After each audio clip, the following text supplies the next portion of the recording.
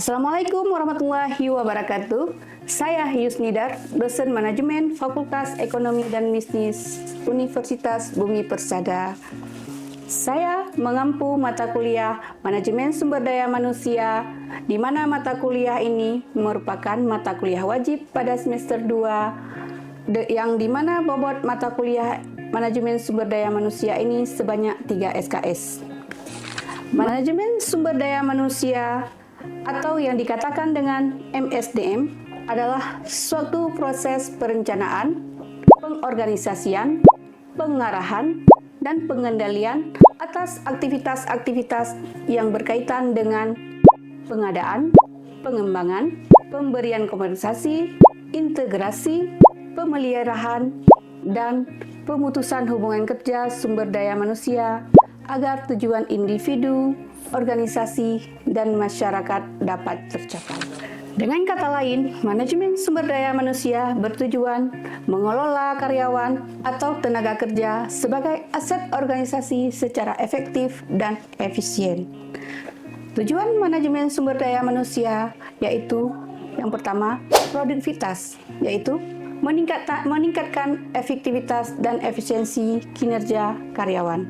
Yang kedua, pengembangan, yaitu meningkatkan kualitas dan kompetensi tenaga kerja. Yang ketiga, kepuasan karyawan, yaitu membentuk hubungan kerja yang harmonis antara perusahaan dan karyawan. Yang keempat, kepatuhan, yaitu memastikan kegiatan perusahaan sesuai dengan hukum ketenagakerjaan.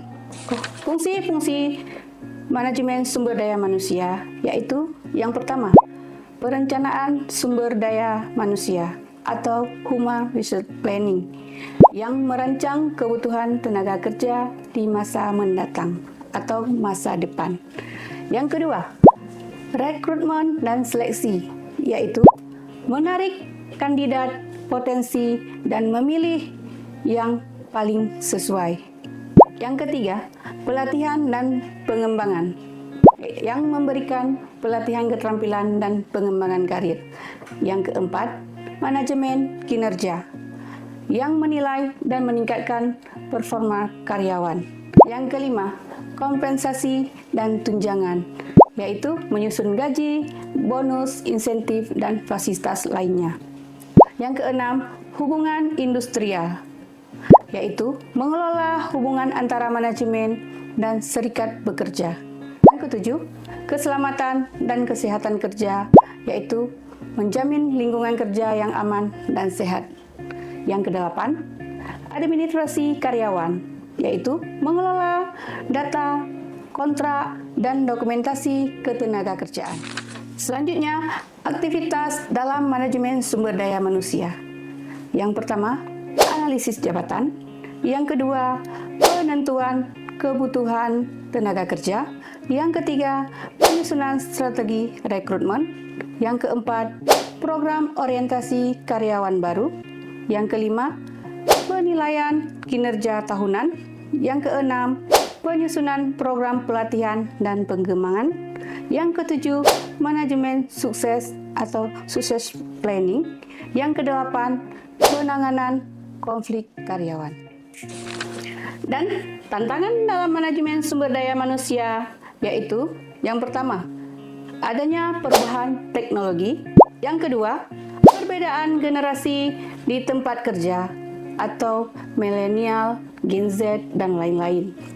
Yang ketiga, globalisasi dan persaingan internasional. Yang keempat, regulasi ketenagakerjaan yang dinamis. Yang kelima, kebutuhan akan keseimbangan kerja hidup atau work-life balance. Capaian pembelajaran manajemen sumber daya manusia yaitu yang pertama, sikap. Yang kedua, pengetahuan. Yang ketiga, keterampilan umum. Yang keempat, keterampilan khusus. Dan capaian pembelajaran lulusan pada program studi adalah mampu memahami teori di bidang manajemen secara menyeluruh, mampu mengimplementasikan atau mengaplikasikan teori bidang manajemen dalam mengelola organisasi secara efektif. Adapun capaian pembelajaran mata kuliah atau CPMK mata kuliah manajemen sumber daya manusia adalah 1. Mahasiswa mampu memahami pengertian dan fungsi sumber daya manajemen secara menyeluruh. Yang kedua, menjelaskan konsep, fungsi, dan peran manajemen sumber daya manusia dalam mendukung pencapaian tujuan organisasi. Yang ketiga, menganalisis kebutuhan sumber daya manusia melalui proses perencanaan tenaga kerja yang efektif. Yang keempat, mahasiswa mampu mengevaluasi kesesuaian tentang konsep penilaian kinerja, pengembangan karir, pengertian dan manfaat program kesehatan dan keselamatan kerja, merancang sistem kompensasi dan benefit yang adil, kompetitif, dan sesuai dengan peraturan ketenaga kerjaan. Sub CPMK pada mata kuliah manajemen sumber daya manusia. Yang pertama, mahasiswa mampu memahami pengetahuan, ilmu, konsep, tantangan manajemen sumber daya manusia, dan fungsi-fungsi dalam manajemen sumber daya manusia. Yang kedua, mahasiswa mampu mengetahui keberagaman angkatan kerja. Yang kedua, mahasiswa mampu mengetahui keberagaman angkatan kerja, peluang kerja, setara, dan tindakan alternatif. Yang ketiga, mahasiswa mampu menganalisis pekerjaan dan perencanaan sumber daya manusia. Yang keempat, mahasiswa mampu memahami seleksi karyawan. Yang keenam, mahasiswa mampu memahami penempatan dan orientasi karyawan. Yang ketujuh, mahasiswa mampu menjelaskan sistem pelatihan dan pengembangan sumber daya manusia. Yang kedelapan, mahasiswa mampu mengaplikasikan manajemen dan penilaian kinerja karyawan. Yang kesembilan, mahasiswa mampu merancang program pelatihan, pengembangan karir, serta strategi peningkatan kompetensi karyawan. Yang ke-10, mahasiswa mampu menguraikan sistem manajemen kinerja. Yang ke-11, mahasiswa mampu mengembangkan metode penilaian kinerja dan mengkaitkan dengan strategi organisasi. Yang terakhir, mahasiswa mampu memanfaatkan sistem informasi dan teknologi digital dalam mendukung manajemen sumber daya manusia. Dan selanjutnya, UTS atau ujian tengah semester akan dilakukan pada pertemuan ke-8. Dan pada pertemuan ke-16, kita akan mengadakan ujian akhir semester atau UAS. Itulah beberapa CPMK dan sub CPMK pada mata kuliah manajemen sumber daya manusia. Pada bagian pendahuluan, dosen melakukan salam pembuka, memperkenalkan diri, mengabsensi mahasiswa, menjelaskan capaian pembelajaran, dan pengenalan rencana pembelajaran semester atau yang disebut dengan RPS. Pada asesmen di akhir pertemuan yaitu terdapat kehadiran 10%, tugas sebanyak 20%, ujian tengah semester sebanyak 30%, dan ujian akhir semester sebanyak 40%. Yuk, mari kita ikuti dan simak penyampaian materi saya pada video selanjutnya. Terima kasih. Assalamualaikum warahmatullahi wabarakatuh.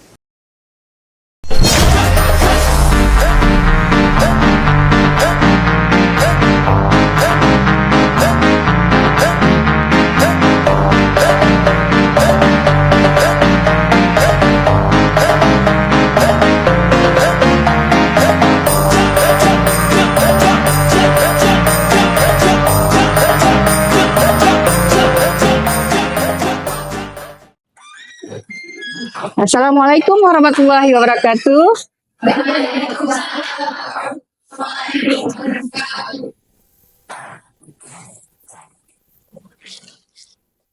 Baik, perkenalkan nama saya Yusnidar, mengampu mata kuliah Manajemen Sumber Daya Manusia. Sebelum kita memasuki mata kuliah, mari kita berdoa dulu dengan keyakinan masing-masing. Berdoa dimulai. Doa selesai. Baiklah, sebelum kita memulai mata kuliah ini, kita absensi dulu.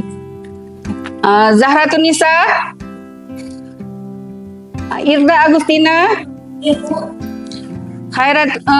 Khairatun Nisa, Eva Natasha, Musriani, Syah Bintang, Khaidir Anwar, Raisa Badla, Putri Khairina, Fitri Wardani. Baik, saya akan memperkenalkan dulu rencana pembelajaran semester atau RPS, di mana mata kuliah ini berjumlah 3 SKS dengan mata kuliah wajib dengan kode MK EKM 6343. Baik, mata kuliah ini berjumlah sebanyak 16 kali pertemuan, di mana pertemuan ke-8 itu yaitu UTS, yaitu ujian tengah semester, dan pertemuan ke-16 yaitu UAS atau ujian akhir semester. Baiklah, hari ini kita masuk pertemuan pertama yaitu tentang Manajemen Sumber Daya Manusia atau SDM. Baik, apakah ada yang tahu apa itu arti manajemen? Saya Bu. Silakan. Kenalkan, nama saya Syah Bintang. Saya ingin jawab apa itu manajemen. Manajemen adalah sebuah perencanaan, pengorganisasian, pengarahan, dan juga pengawasan usaha-usaha yang anggota organisasi dan pengguna sumber daya organisasi lainnya agar mencapai tujuan organisasi yang ditetapkan. Baik, tepuk tangan dulu. Terima kasih. Manajemen adalah proses perencanaan, pengorganisasian, pengarahan, dan pengawasan usaha-usaha para anggota organisasi dan penggunaan sumber daya organisasi lainnya agar mencapai tujuan organisasi yang ditetapkan. Jadi, MSDM ini adalah ilmu seni tentang perencanaan, pengorganisasian, pengarahan, dan pengendalian sumber daya manusia untuk mencapai tujuan yang telah ditentukan oleh suatu perusahaan atau sebuah perusahaan. Selanjutnya, proses manajemen sumber daya manusia. Yang pertama itu ada perencanaan. Setelah perencanaan, pastinya ada perekrutan. Setelah perekrutan, pasti adanya penyelesaian dan identifikasi dan seleksi karyawan yang berkompeten. Jadi di perekrutan ini bisa saja ada pengurangan, bisa saja ada penambahan. Jadi setelah identifikasi dan seleksi karyawan yang berkompeten, jadi adanya orientasi karyawan. Setelah adanya orientasi, diadakan pelatihan atau diberikan pelatihan kepada karyawan yang telah direkrut tadi. Selanjutnya, karyawan yang mudah beradaptasi dan berkompeten dengan keterampilan dan pengetahuan yang kompeten. Baik. Dan selanjutnya baru manajemen kinerja, kompetensi, dan tunjangan. Setelah ada ini, baru pengembangan karir. Selanjutnya ada karyawan yang kompeten dan kinerja tinggi, mampu menghasilkan kinerja yang tinggi dalam jangka panjang. Baiklah, selanjutnya ada fungsi manajemen. Fungsi manajemen itu ada 2. Yang pertama ada fungsi manajerial dan ada fungsi operasional. Ada yang tahu apa aja fungsi dari manajerial? Saya Bu. Fungsi manajerial itu? Fungsi manajerial yang pertama yaitu planning, yang kedua organizing, yang ketiga directing, yang keempat controlling. Baik, terima kasih. Baiklah, seperti kawan-kawan tadi bilang, fungsi manajerial itu yaitu pertama planning, yang kedua organizing, yang ketiga directing, yang keempat controlling. Sedangkan fungsi operasional itu yang pertama adanya procurement, development, compensation, integration, maintenance, dan suppression. Jadi Perbedaan MSDM dengan manajemen personalia itu, yang pertama, manajemen personalia itu dalam istilah manajemen personalia terkandung pengertian bahwa karyawan personalia hanya dianggap sebagai salah satu faktor produksi saja yang tenaganya harus digunakan secara produktif bagi pencapaian tujuan perusahaan. Sedangkan manajemen sumber daya manusia itu dalam istilah MSDM terkandung pengertian bahwa karyawan atau SDM yang ada dalam perusahaan merupakan aset atau kekayaan milik yang berharga. Jadi perusahaan sehingga harus dipelihara dan dipenuhi kebutuhannya dengan baik. Selanjutnya fungsi manajerial tadi yang pertama itu planning. Apa itu planning? Penentuan serangkaian tindakan dan kegiatan untuk mencapai hasil yang diharapkan. Yang kedua, organizing, yaitu pengelompokan kegiatan untuk mencapai tujuan, termasuk dan hal ini penetapan susunan organisasi, tugas dan fungsinya. Yang ketiga, yaitu directing tadi, usaha memberi bimbingan, sasaran dan perintah dalam pelaksanaan tugas masing-masing bawahan atau delegasi wewenang untuk dilaksanakan dengan baik dan benar sesuai dengan tujuan yang telah ditetapkan. Sedangkan controlling, yaitu fungsi terakhir dari proses manajemen, pengendalian sangat menentukan pelaksanaan dari proses manajemen. Maka dari itu pengendalian harus dilakukan dengan sebaik-baiknya.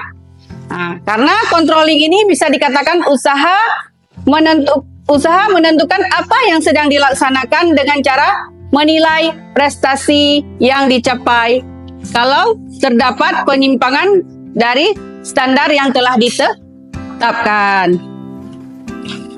Selanjutnya fungsi dari operasional tadi.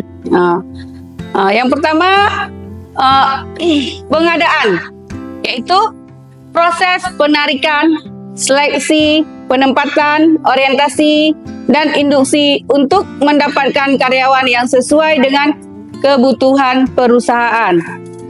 Sedangkan yang kedua, yaitu development atau pengembangan, adalah proses peningkatan keterampilan teknis, teoritis, konseptual, dan moral karyawan melalui pendidikan dan pelatihan. Yang ketiga itu adalah compensation, yaitu kompensasi atau pemberi balas jasa langsung atau direct dan tidak langsung indirect, uang atau barang kepada karyawan sebagai imbalan jasa yang diberikan kepada perusahaan. Yang keempat, integration atau pengintegrasian adalah kegiatan untuk mempersatukan kepentingan perusahaan dan kebutuhan karyawan agar tercipta kerjasama yang serasi dan saling menguntungkan. Baik, selanjutnya ada faktor-faktor yang mempengaruhi keberhasilan organisasi. Yang pertama itu, sebuah perusahaan itu harus jelas tujuannya. Karena dengan adanya tujuan yang jelas dan realita, maka perusahaan tersebut akan tercapai tujuan tersebut. Yang kedua, pembagian kerja dan hubungan pekerjaan antar unit-unit, sub-unit, sistem atau bagian-bagian lain harus jelas. Selanjutnya, organisasi itu harus menjadi alat dan wadah yang efektif dalam mencapai tujuan. Yang keempat, adanya tipe organisasi dan strukturnya harus sesuai dengan kebutuhan. Misalnya, kan ada di sebuah perusahaan itu, kita masuk pertama di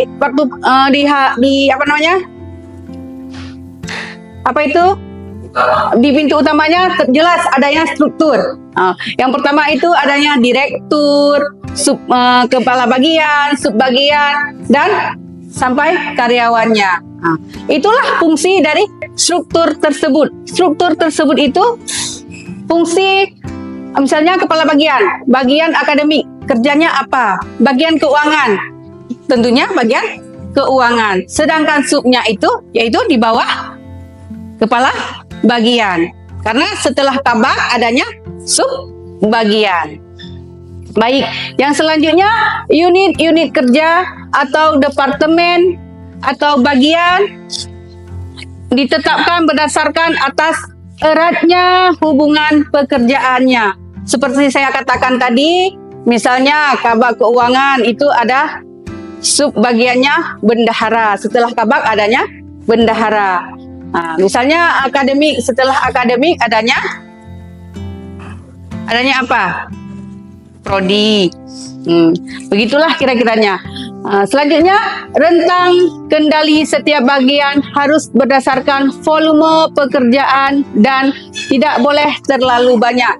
Makanya setiap subbagian itu adanya job description, pembagian tugas kepada pekerja. Supaya apa? Para pekerja itu tidak melewati batas kerjanya, tidak mengambil job orang. Jadi setiap pekerja itu udah disesuaikan dengan SK-nya. Di SK-nya itu tentunya sudah adanya lampiran job description-nya. Yang ketujuh, jenis wewenang yang dimiliki setiap pejabat harus jelas. Jadi setiap pejabat ini harus jelas tugasnya. Jangan sampai tugas bawahannya diambil oleh pimpinannya, jangan pimpinannya diambil wewenangnya oleh bawahannya. Baik, selanjutnya di dalam organisasi itu kita bekerja harus ada sikap atau etika kerja. Apa itu sikap? Attitude. Apa itu attitude? Baik. Attitude itu yaitu menurut Robin pada tahun 2027 sebagai pernyataan evaluatif baik yang menyenangkan maupun tidak menyenangkan terhadap objek, individu atau peristiwa. Jadi sikap seorang karyawan itu baik. Bagaimana contoh yang menyenangkan? Misalnya komunikasi bagus dari pimpinan terhadap bawahan, pasti pekerjanya pasti senang. Begitu pula kalau misalnya atasannya selalu marah-marah, jadi pasti pekerjanya itu tidak akan puas karena atasannya selalu marah-marah aja. Nah, pasti ada yang tidak menyenangkan, ya kan? Baik. Selanjutnya, sikap kerja yang harus dimiliki oleh setiap pekerja dalam ilmu manajemen sumber daya manusia itu sebagian besar ada 3. Yang pertama itu terkait kepuasan kerja. Pasti komitmen organisasi dan keterlibatan kinerja itu sangat berpengaruh. Karena kepuasan kerja itu sangat berpengaruh kepada pemberi kerja.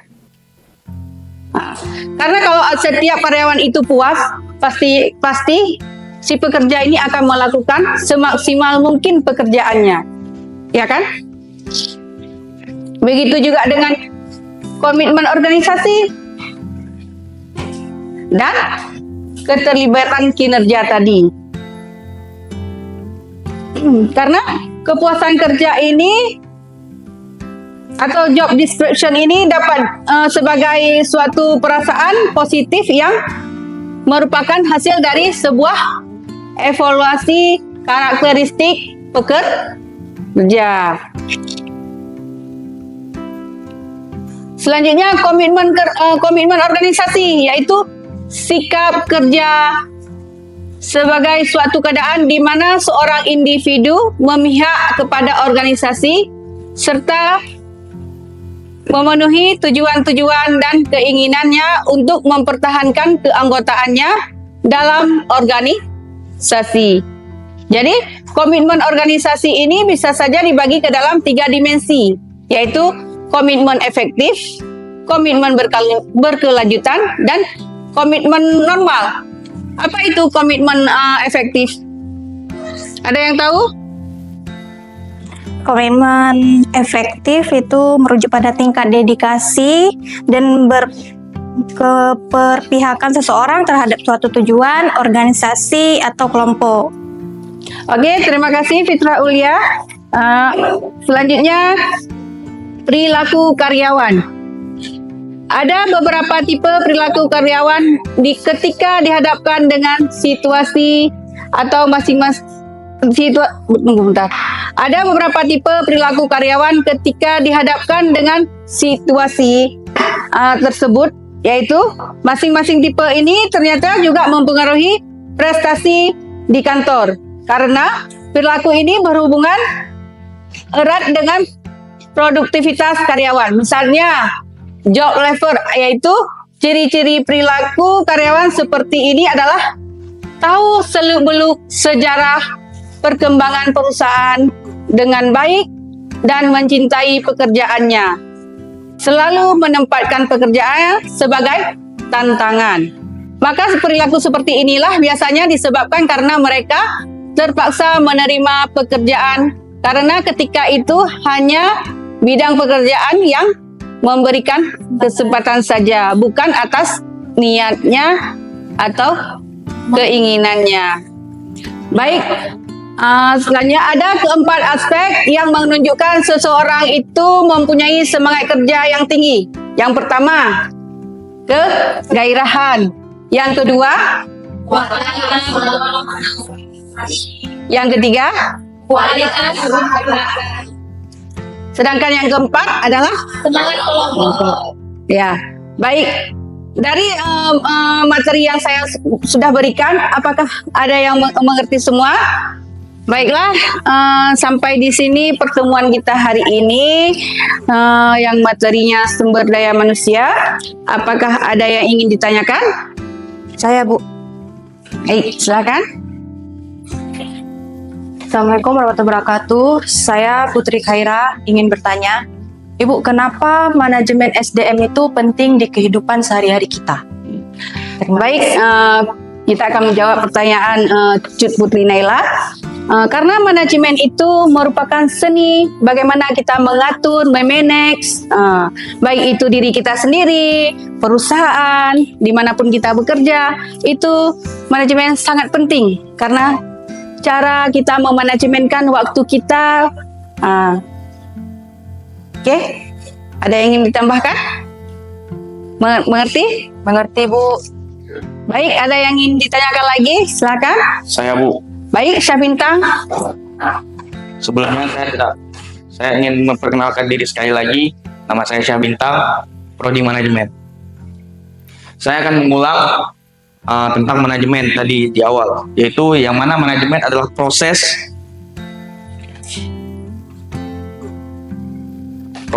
atau langkah dan juga perencanaan agar tercapai suatu tujuan baik di organisasi, perusahaan maupun pada diri kita sendiri.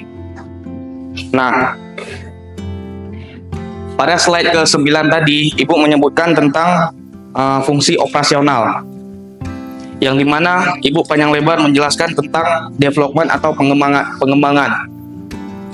Pertanyaan saya, tadi Ibu mengatakan akan ada pelatihan yang akan perusahaan berikan kepada karyawan untuk menambahkan skill pada diri mereka sendiri. Pertanyaan saya, pelatihan yang bagaimana yang akan perusahaan berikan kepada karyawan agar karyawan dapat mengembangkan skill dan value pada diri mereka sendiri, berguna untuk diri mereka sendiri dan juga berguna untuk perusahaan. Sekian dari saya, terima kasih. Baik, terima kasih Syabintang. Saya akan menjawab kesimpulan dari pertanyaan Syabintang tadi. Skill yang diberikan oleh perusahaan terhadap karyawan ataupun pelatihan yang diberikan kepada karyawannya. Misalnya karyawan bekerja di unit apa? Di unit teknisi. Dia akan ditugaskan atau diberikan pelatihan untuk mengikuti training di mana misalnya. Dia biar ilmunya berkembang. Nah, dia kerja di teknisi bagian komputer. Berarti dia akan diberikan pelatihan di bagian komputer. Misalnya di kemana diberi pelatihannya, kemana ditugaskan dia untuk belajar hal tersebut, biar dia lebih memahami lagi terkait teknisi tersebut. Oke, baik. Terima kasih Syabintang. Mungkin pertemuan kita hari ini kita akhiri. Assalamualaikum warahmatullahi wabarakatuh. Waalaikumsalam warahmatullahi wabarakatuh.